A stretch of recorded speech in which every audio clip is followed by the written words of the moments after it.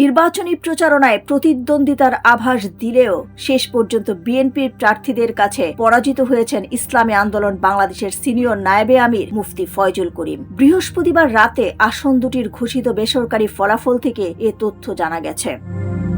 প্রাপ্ত ফলাফল অনুযায়ী বরিশাল ৫ আসনে বেসরকারিভাবে বিজয়ী হয়েছেন বিএনপির চেয়ারম্যানের উপদেষ্টা ও ধানের শীষের প্রার্থী মুজিবুর রহমান সরোয়ার। তিনি ১,৩১,৪৩১ ভোট পেয়েছেন। তার নিকটতম প্রতিদ্বন্দ্বী হাতপাখার মুফতি ফয়জুল করিম পেয়েছেন ৯৩,৫২৮ ভোট।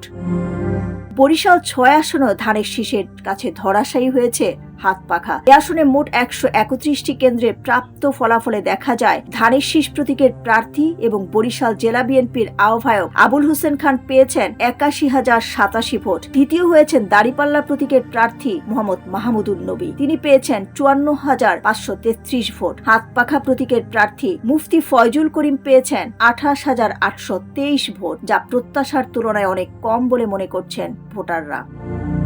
রাজনৈতিক পর্যবেক্ষকরা বলছেন বিএনপির শক্ত সংগঠন কাঠামো ও স্থানীয় গতিশীলতার কারণে হাতপাখা প্রতীক তার অবস্থান ধরে রাখতে ব্যর্থ হয়। ডেস্ক রিপোর্ট, সোনালী নিউজ।